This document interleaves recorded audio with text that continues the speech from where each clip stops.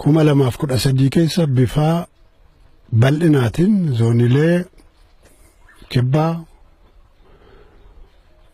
buttaarraa gara Cibraatti zoonileen bahaa immoo gara buttaatti ol guddatanii zoonileen hafan immoo bifa sagalii fi muraasa bifa takkee akka socho'aman ta'e eegaa kuma lamaaf kudha sadii irraa kaasee humni keenya humnuma loltuu gahaa ka leenjiin gahummaan kennamuuf ka hir'ina meeshaa fedhe haa qabaatu malee loluu bakka danda'utti taakkeenis loluu akka danda'utti ijaarame kun egaa seenaa waraana bilisummaa Oromoo keessatti ka durii caalaa kuma lamaaf kudha sadii irraa kaasee injifannoon inni uummata keessatti argisiisaa ture qabsoof argisiisaa ture gariinsaa ka sagalee bilisummaa Oromoon ibsamu gariinsaa kan hin ibsamin qooda guddaa kenna jechuudha waraanni bilisummaa Oromoo.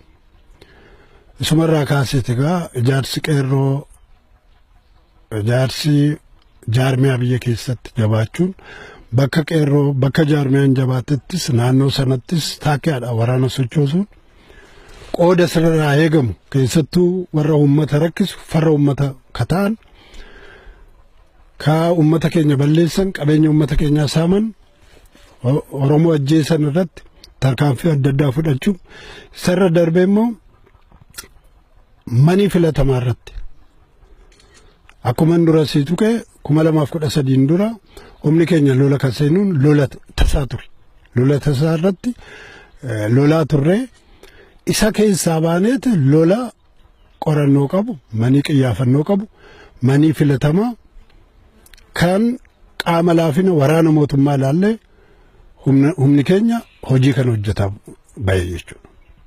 Qiyyaafannoon keenya guddaan maanni humni keenya bakka lakkoofsaan guddaa akka guddaatti bakka lakkoofsaan xiqqaammaa akka xiqqaatti loluu danda'u.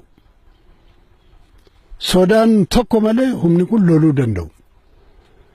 Meeshaa xiqqaa qabaatu akkuma sanatti dhimma ba'u. Meeshaa guddaa qabaatu bakka manii sana ta'u irratti qiyyaafatee loluu danda'u. Inni kun qiyyaafannoo keenya guddaa. Inni lammaffaa maali qaama laafina waraana diinaa irratti dhimma ba'u. Qaama laafina diinaa sana qorannoo irratti kan hundaafte manii filatamaa irratti kan hundaafte tarkaanfii fudhachuu kan jedhu sanaan dhaabbataan humni keenya gammaatti hojjetaa ture ammas hojjetaa jira. Kanarraa egaa bara kuma lamaa fi kudha sadii irraa kaasee humni keenya zooniilee fedhetti mooraa leenjiirraa kaasnee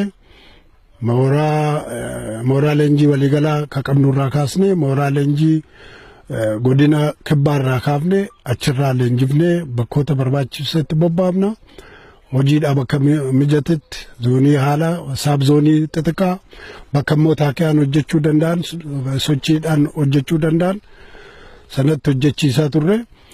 Bara kana immoo bara dhiyoo kana keessa zoonii bahaas mooraa leenjii akka banatu taasifamee zooniin bahaas mooraa leenjii banatee humna guddifatee jira.